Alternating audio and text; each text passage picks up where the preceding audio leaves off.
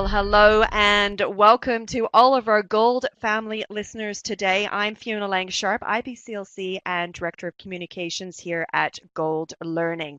Well, I'm very excited today to be sitting down with Dr. Sally Pezaro, and she's going to be speaking at our upcoming Gold Midwifery Conference.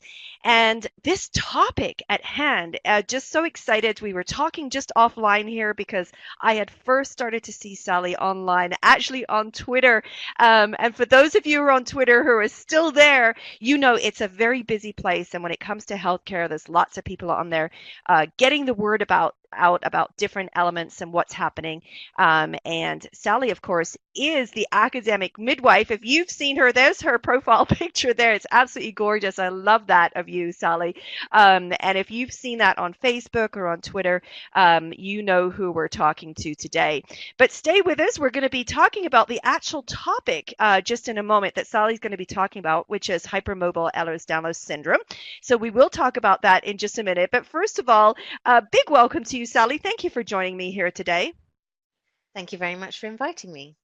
Yeah, and I wanted to get a little bit of an inside scoop on Sally today and talk about not just the topic or what she's working on, but maybe talk a little bit about her start in life in midwifery and how that all came to fruition. And of course, Sally, share with everyone where you're coming to us in the world right now and where you currently live and reside. So perhaps you'll share a little bit about your journey of how you got into midwifery. Okay, well, I'm coming to you today from the United Kingdom, and this is where I trained to become a midwife. I always kind of wanted to be a midwife, but was really too young to decide what it's a bit of a scary step to kind of get into midwifery. It's a scary position at times to be in. You know, you've got people's lives in your hands. Yeah. Um, so when I was around 18, I decided, I've done a first degree in communications. Perhaps I'll take the plunge, and I did, and I never looked back really. So I got into clinical practice, worked in a home birth team and in a hospital setting, also worked abroad in some really interesting places just to challenge myself, which gave me some really different insights. Yeah. Um, and since then I've moved into academia, which is another really exciting area of midwifery. And you can, of course, make a large difference to women and babies through research and learning and understanding about best practice and how to care for women and babies in Hmm. that way. Right. And I also teach student midwives as well and student nurses, which is really exciting. I teach them how to become academic midwives, academic nurses, use research, critique research, critical thinking, so that they can really start to use the evidence base to inform their own practice, which is really exciting as well. Yeah, no, that's absolutely fabulous. And as you were talking there, I was reminded by the fact that you've worked in other countries, as it says in your bio, in Gambia and Ethiopia. So, I mean, traveled a little bit. And then some of your work, you really focused a lot on it says here designing a primary support for midwives in work related psychological distress. And you also mentioned that this can be quite a stressful job and environment, and you're working to improve this. How did that all come about? I experienced ill health myself working as a clinical midwife, hence my kind of transition into academia. Right. That kind of prompted the move for me. Hmm. And I wondered, if anyone else was having the same kind of issues or had the same kind of issues. And there's a world out there really where midwives are talking about this, and we're trying to recruit midwives and retain midwives. Right. But all of the time, there's issues talking about the bullying in midwifery and the lack of support and the lack of recognition for the stress and emotional side of the job. And that's not just in midwifery. We know that it's the same in the ambulance services, the GP Mm. services. And so because of my own experiences, really, I thought, there must be something we could do to support midwives better and understand this, because there was a big lack of understanding in Right. relation to ill health and this kind of idea that it's only patients that can become ill. It's not the health Right. professionals that can become ill. So yeah, that really got me thinking about perhaps there was some online support we could offer, because healthcare professionals often work shifts. They've often got busy lives. They can't necessarily engage in face-to-face discussions all of the time. And so my PhD looked into the evidence base about how that might develop, and I'm hoping in the future I'll actually secure some funding to build it and test it. Ah, The yeah, the design I made, so I can yeah, build and test it. And of course, because it's online, it could be globally, in any part of the Right. world. So we can test it and see if it works to reduce stress, because we know that if midwives and healthcare practitioners are less stressed and they look after their well-being is cared for, they Hmm. provide better care, they provide safer care, and actually patients and women having babies get a much better, safer service, higher quality care really. So it's just really important to look at that. And NHS England have been doing some exciting work around that, and I've been helping out with some of that, which is really exciting. And I'm sure there's more to come in that area for sure.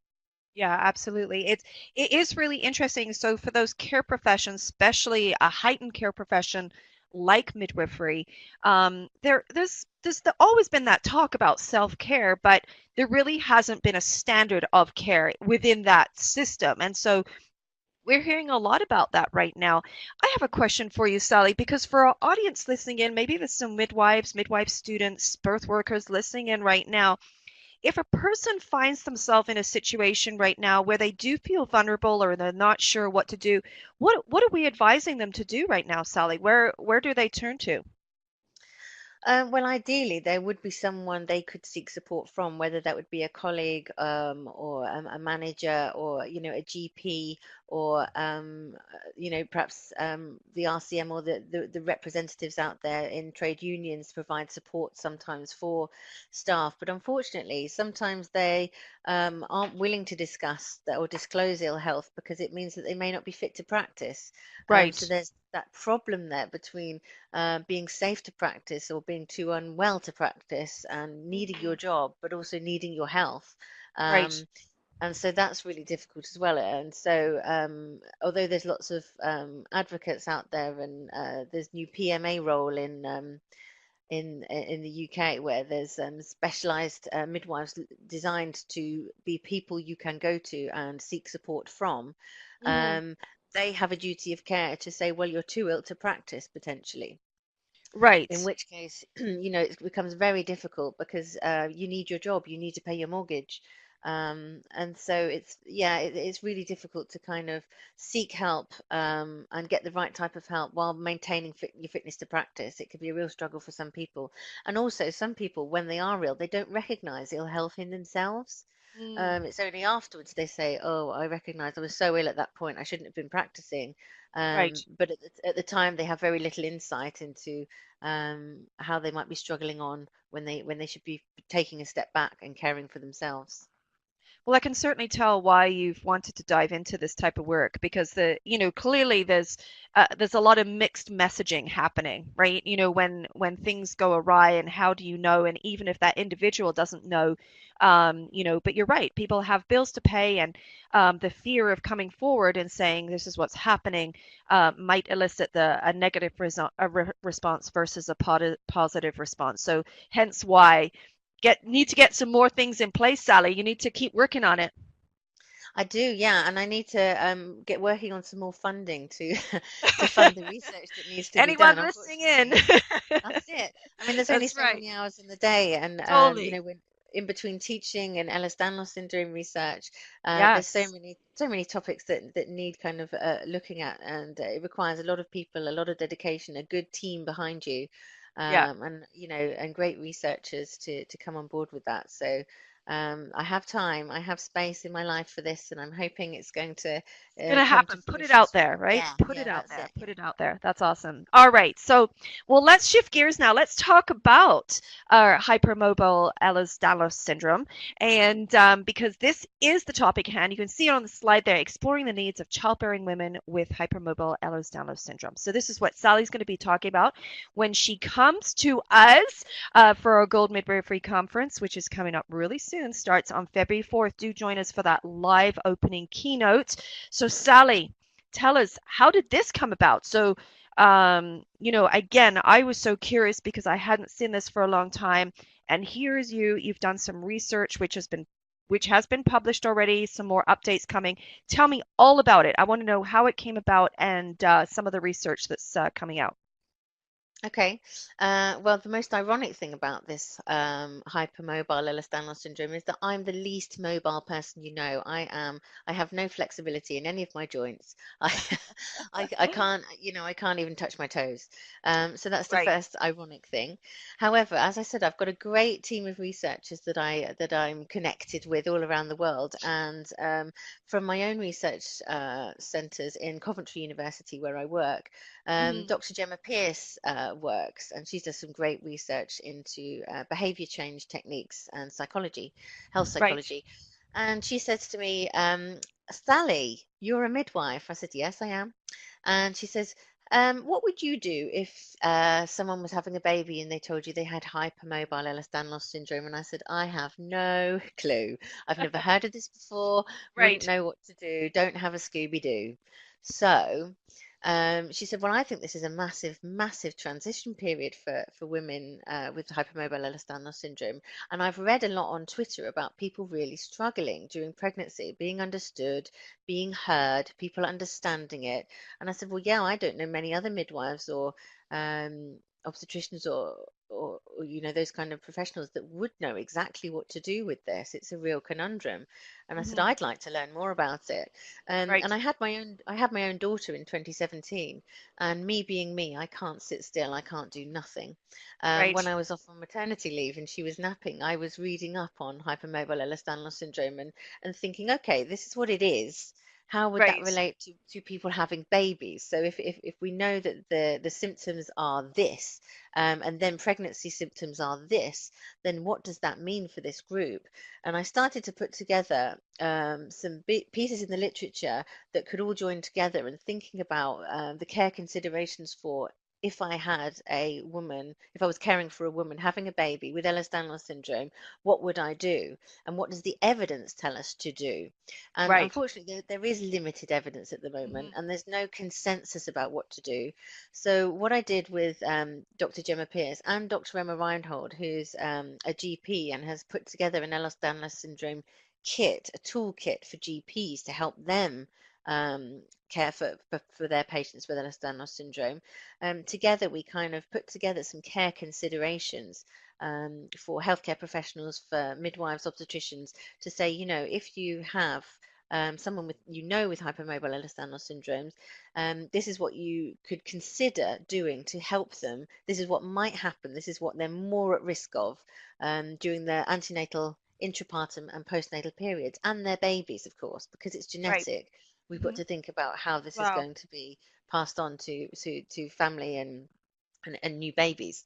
Mm. So we published that and the paper in the British Journal of Midwifery, and basically since then everything has boomed because once that was published, Yeah. so many people started reading it, downloading it, wanting it Yes. That's to right. e- either health professionals wanted to download it to learn more, or moreover, women who were having their babies with hypermobile Ehlers-Danlos syndrome were downloading it and saying, wow, this is me.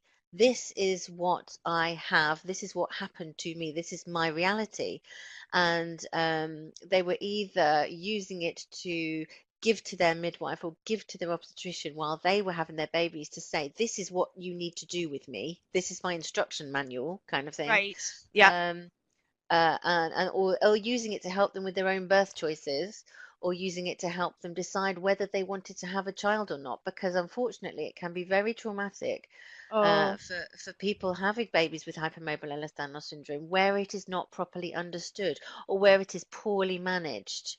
Um, so they can incur injuries, or with people not listening to them or understanding what they need. Actually, what they're ending up with is a really poor birth experience, which is really sad. And obviously, that's our biggest motivation for doing what we do, Mhm. um, is to make things better. So that paper really, we hope, helped a lot of people, and the feedback and the impact we've collected from that really shows some really outstanding things. I mean, one woman told us that she was going to have no more babies after she'd had one because it was so traumatic. But now Right. she's got this paper that we've published as armor. She's considering having another baby because she thinks it could Oh. inform her care next time to make it better Right. experience. So Oh, that's major. that That's makes just it mega worthwhile. for us. Yeah, that That's just it. makes it so worthwhile. And I'll say too, it's at one point it was the number one download in it It was in the still British is. Medical. Yeah, it still is, right? In the It it's still the is. British Journal of Midwifery, correct? Yes, the British Journal of Midwifery, it's been the most downloaded this year, and it's got over 11,000 downloads now. And Incredible, yeah, when incredible. you think there's kind of 60,000 plus midwives in the UK, and Oh, 11,000 it's people, I amazing. don't know who they are, but Well, good obviously work. people who needed Yeah. this have downloaded it. That's really amazing. And Well, so what that yeah, go ahead. Sorry. I was going to say, well, what that prompted us to do was more research into to women's experiences. So we went ahead and did a second study, which interviewed people with hypermobile Ehlers-Danlos syndrome who'd had babies to say, tell us about your experience, and we can put that together to understand more. Right. Yeah. Well, I mean, and this is again just so fascinating to me, and I was so excited to see all of this work happening, and then when your everything was accepted here at Gold, I just think, well, this is exactly where you need to be. So, I actually can't wait to learn more and hear more. So there's so much more packed into this presentation from Sally. I know that you're going to absolutely love it. She's got some great videos and slides and information that she's going to be sharing with you. And I know you and I, Sally, we could talk about this all day, I'm pretty sure, but I'm going to have to wrap things up here so that we can let our audience go. And of course, I know you've got a busy schedule today, so we'll let you get on your day. But before we do that, I just want to remind everybody, check out the website. So goldmidwifery.com starts on February 4th. However, check the website for the live days. We've got Sally coming in on Monday the 11th. For most of you, okay? So some of you will need to check your local time as well for that, but check out the website. It gives you a lineup of all the dates and times, and you can come and listen to Dr. Sally Pezaro on the 11th of February. So looking forward to seeing you then, Sally.